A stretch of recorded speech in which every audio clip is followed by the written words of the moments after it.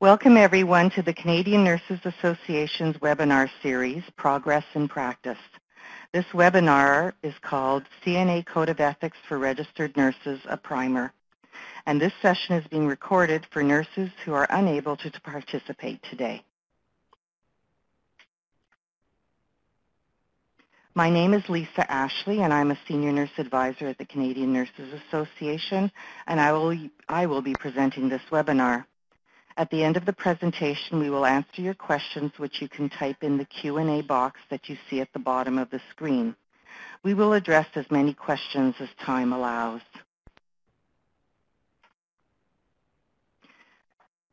Today, what I'll be doing is introducing you to some examples of ethical situations that you may experience in your practice, as well as getting a bit of a history about our Code of Ethics, why it's important to you as a nurse, why it's important to have a Code of Ethics, how the Code can be helpful to you in your practice, and how the Code is organized, and how the parts are related to one another. As you notice, there are two parts to the Code. So moving forward, why are ethics important? Ethics is about how we make decisions in situations on a daily basis as well as in crisis situations. It's about the way we relate to each other. It's also about the commitments we have to those receiving our care, and it guides our behaviors in practice. Ethics guides the decisions we make on a daily basis and in crisis situations. Even the most basic discussions and decisions that we make, such as which tasks among many to do first, can be ethical matters. There may also be complex decisions in practice which we are unsure about. The Code of Ethics can provide guidance in those decision-making situations. What is a Code of Ethics? A Code of Ethics is a public declaration of the beliefs and values of the nursing profession and its members. It's a statement of our moral and ethical commitment to persons receiving care. It's a guidance for nurses in all contexts and domains of practice and all levels of decision-making. And this is an important point. It's not just for nurses in practice settings, but it's for nurses in administration, research, policy, and admin. And it is also for providing information to assist nurses in practicing ethically and in working through ethical challenges that arise in your practice with individuals, families, communities, and public health systems. Expectations and guidance for ethical relationships, responsibilities, behaviors, and decision-making also make up a Code of Ethics. A Code of Ethics is a means for self-evaluation and self-reflection. It's a basis for feedback, peer review, and advocacy. So let's look at a little bit of the history. CNA created its first Code of Ethics in 1954 when we adopted the Code of Ethics from the International Council of Nurses. That Code of Ethics was much shorter, as you can see, than the one we have now. And it focused on confidentiality, understanding, sympathy, and exercise at the highest level of knowledge and skill. And one of the lines from it said that nurses are under obligation to carry out the physician's orders intelligently and loyally. Nursing has certainly progressed since then. Our current code is was actually developed in collaboration with practical nurses in the country. We wanted it to represent broad nursing voices, though in the end it was decided and approved that it would be a Code of Ethics for registered nurses, but it is certainly important for other nurses and groups, LPNs and RPNs, as well as of interest to other healthcare professionals.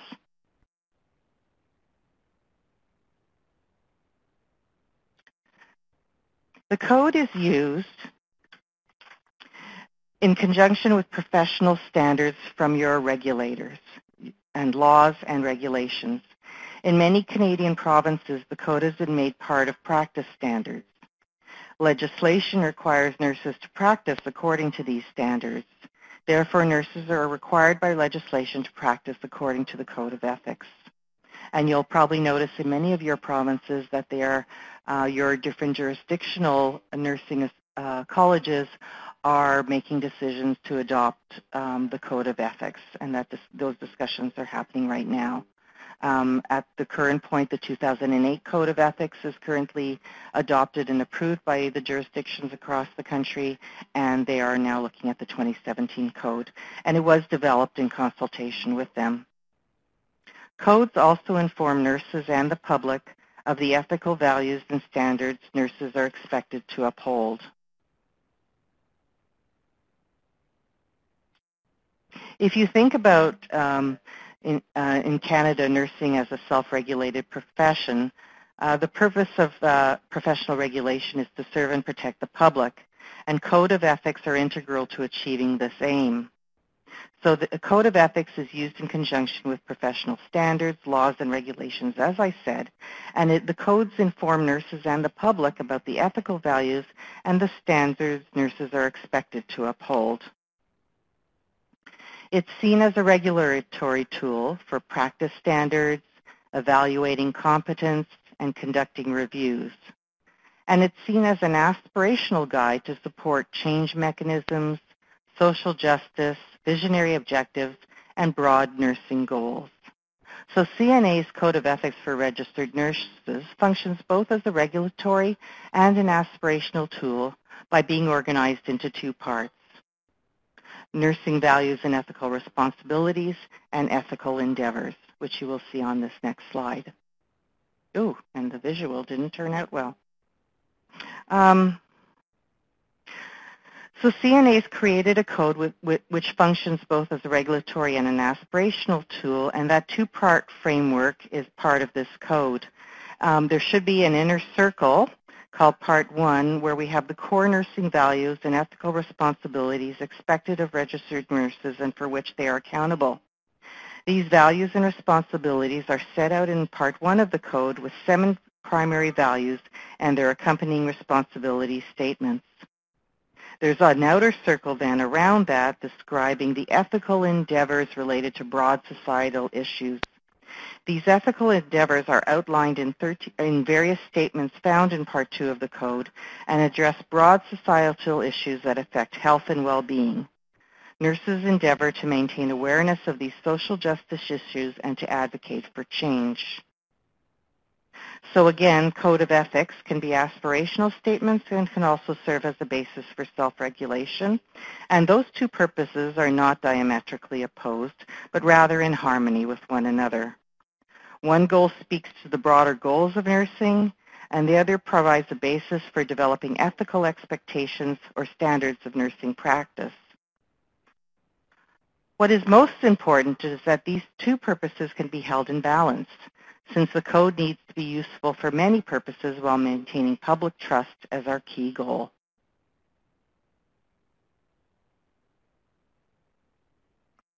So as I said, there are 7 primary values that express our core ethical responsibilities as a registered nurse. They are providing safe, compassionate, competent, and ethical care, promoting health and well-being, promoting and respecting informed decision-making, honoring dignity, maintaining privacy and confidentiality, promoting justice, and being accountable.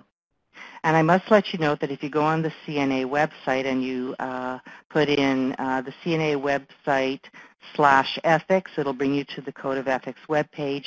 You can download the Code of Ethics in PDF, or you can download it or you can look at it as a flip book, and you can also purchase hard copies and the small Z cards that we used to have that are about the size of a credit card.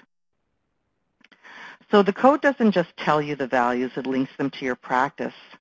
Each of the 7 values has accompanying responsibility statements that refer to areas in which we practice or to situations that we have identified as being ethically challenging.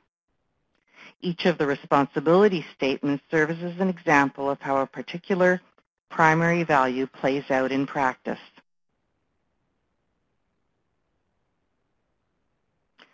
So this slide speaks to Part 2 of the Code, or ethical endeavors related to broad societal issues. As mentioned, these statements regard broad aspects of social justice that are associated with health and well-being. These aspects relate to the need for change in systems and social structures in order to create greater equity for all and address such issues as poverty, violence, food insecurity, inadequate shelter, and others.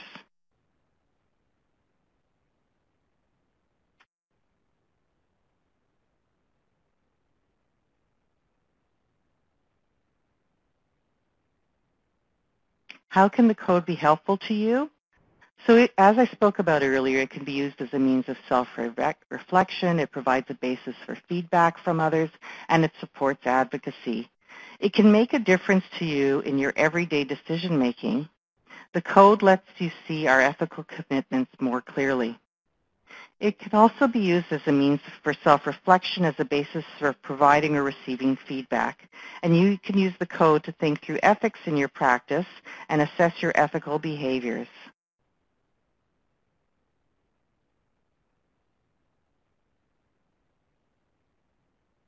This means that others can assist by using the code to remind us as nurses and healthcare providers about our ethics in practice, and we can do the same for others. Let's look at an example. Rees, a senior nurse in a public health clinic, was troubled by his observation that one of his colleagues, Agnes, was behaving rather authoritatively with mothers who were bringing infants into the clinic. He felt Agnes was not listening to or hearing the mother's concerns, and she tended to proceed without giving them the information they needed. Rees wondered if she was even aware of her approach and how it was impacting the young mothers in particular. Rather than helping them gain confidence in their role as mother, they seemed to leave unduly concerned about their ability to be a good mother. Rees wondered how he might approach Agnes to discuss her approach, and wondered if it really was any of his business to speak to her. He decided to seek direction from the Code of Ethics and found guidance under responsibility statements about promoting and respecting informed decision-making. It talks about how nurses provide persons receiving care with the information they need to make informed and autonomous decisions related to their health and well-being. Nurses also work to ensure that health information is given to those persons' care in an open, accurate, understandable, and transparent manner. For any person that is considered incapable of consent to care, nurses promote that person's participation in discussions and decision-making regarding their care in a manner that is adapted to the person's capabilities. So this was that opportunity to look at the code to see how it might provide direction and support in moving forward to having a discussion with a colleague.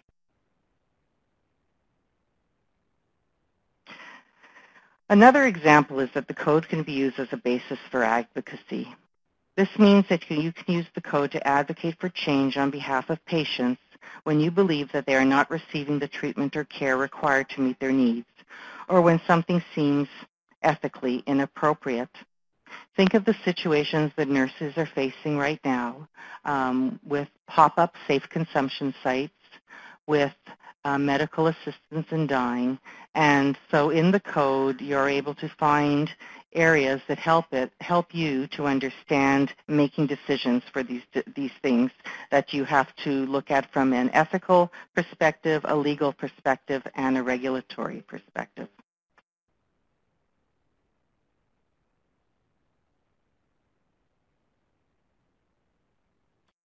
The Code of Ethics also addresses the different challenges and changes that nurses face in practice.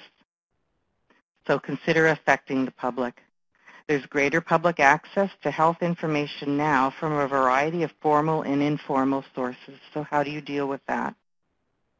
There are increased health care expectations by some persons who are receiving care.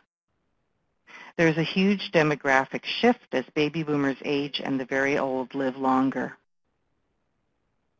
There are many things addressing our practice that affect nurses and other healthcare providers, such as the increasing diversity in the populations of people receiving care, a continuing and worsening shortage of nurses, excessive hours of work and work overload, broader and evolving scopes of practice for nurses and other healthcare providers. And within the socio-political context of the healthcare system, think about the increasing disparity between resources for urban and rural healthcare centers, the ongoing tension between individual good and the public good, shorter hospital stays and increased reliance on home and community care. These all affect how the challenges and the changes we face and are addressed in the Code of Ethics.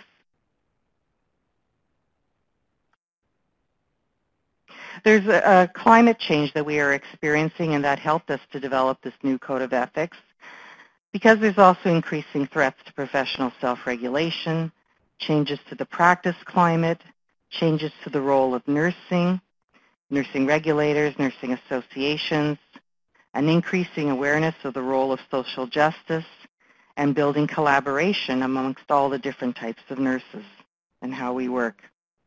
So we used a number of different methods when we were creating the new code, where we created a revised code based on consultations and review of the literature. We consulted with national and international ethicists, nursing regulators, associations, and nursing specialty groups.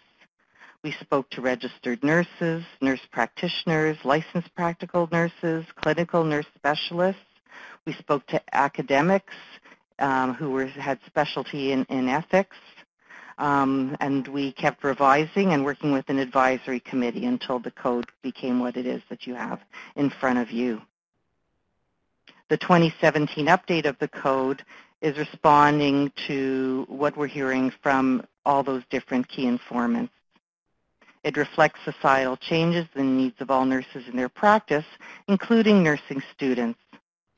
It has updated terminology, updated ethics modules, new content related to medical assistance in dying, new content in advocacy, and updated references.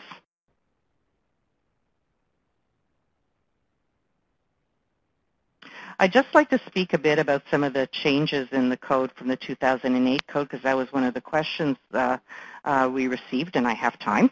So we updated this code, and it is very, very similar to the previous code, except for those pieces that I spoke about.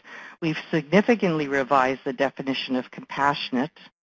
There are many new ethical concerns that have been added, and the definition of ethical uncertainty has been removed to be replaced by other definitions. There are more responsibility statements because of the changing context of nursing. We've updated the palliative approach position statement and other position statements, and so when you look at the Code of Ethics, you can refer to other resources that we have. Rather than talking about a value of preserving dignity, we now talk about honoring dignity, and there's many ethical endeavors that have been updated. We don't specifically speak about restraint use anymore. We also focus on the lawful use of information rather than control of it. There are now, the regulatory framework is part of when you look at fact sheets on our website that help to support this, and we also have a number of other position statements that support it. And there's also new content on social justice in this revised Code of Ethics. I must apologize. Looks like one of the phones in the room went off for some reason. One of the things nurses continue to admire about Florence Nightingale is that she spoke up about ethical and work environment issues that needed attention. And despite her outspokenness, she kept her job. Today's Code of Ethics affirms the need for confident advocacy for quality work environments that support the delivery of safe, compassionate, competent, and ethical care.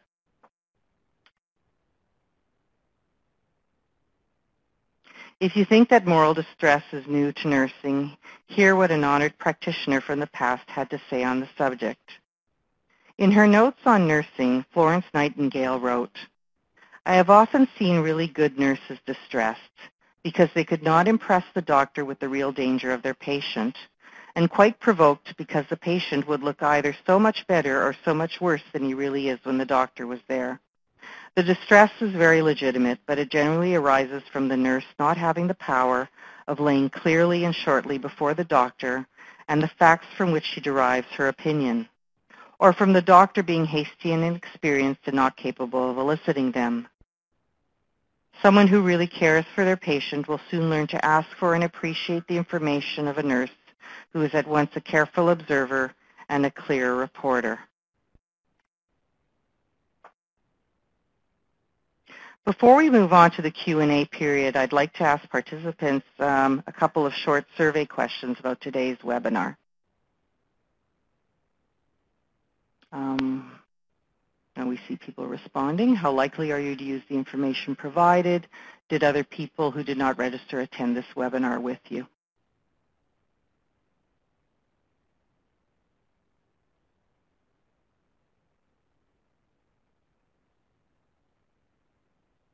Okay, so that's good to know. People are likely to use the information, and most people were sitting on their own.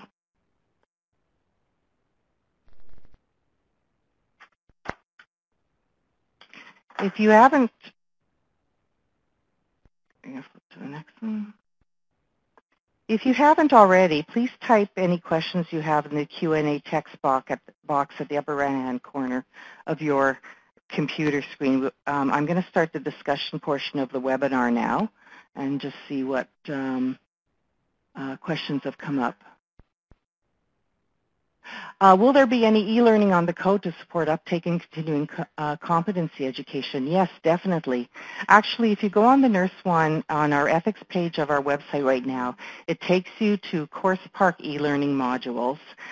They are based on the 2008 code. However, we've provided information in each of those as to how they relate to the 2017 Code of Ethics. We are actually right in the process of creating updated, new, continuing e-learning modules on the 2017 code. So certainly I know people are using the current ones that are on Course Park and on our website, but we will be having brand new ones coming in January as well.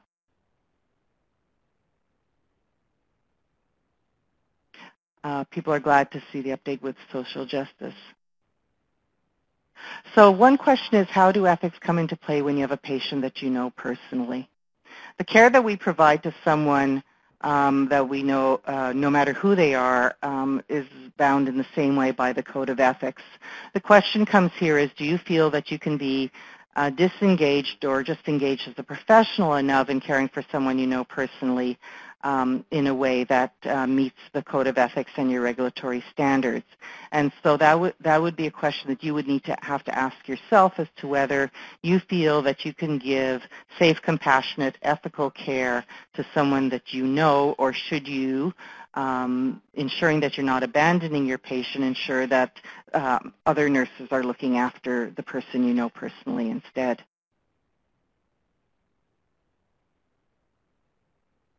Oh, that's not expanding.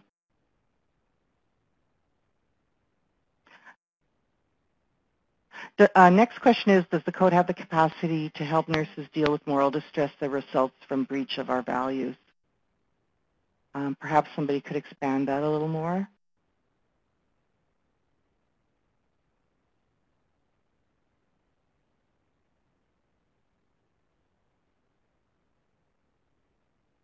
So in regards, there is a question in regards to conscientious objection.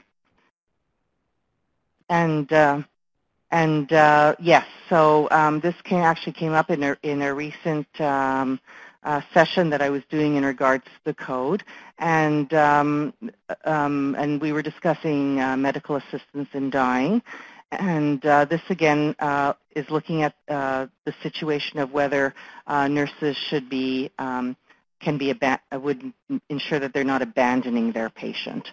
So when you maybe have conscientious objection towards something, you still have to ensure that you are not abandoning your patient.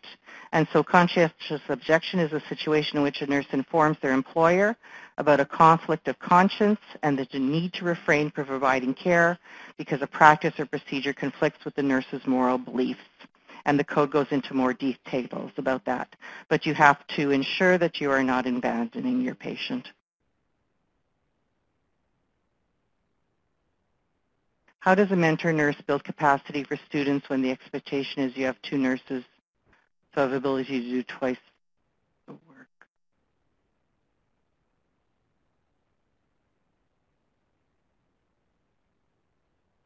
Maybe we can discuss that offline afterwards, unless you want to give me a little more clarity. It sounds like someone is mentoring students. Oh, I'm sorry. We'll need to talk. You can certainly forward that offline, give us an email, and we can talk about that separately.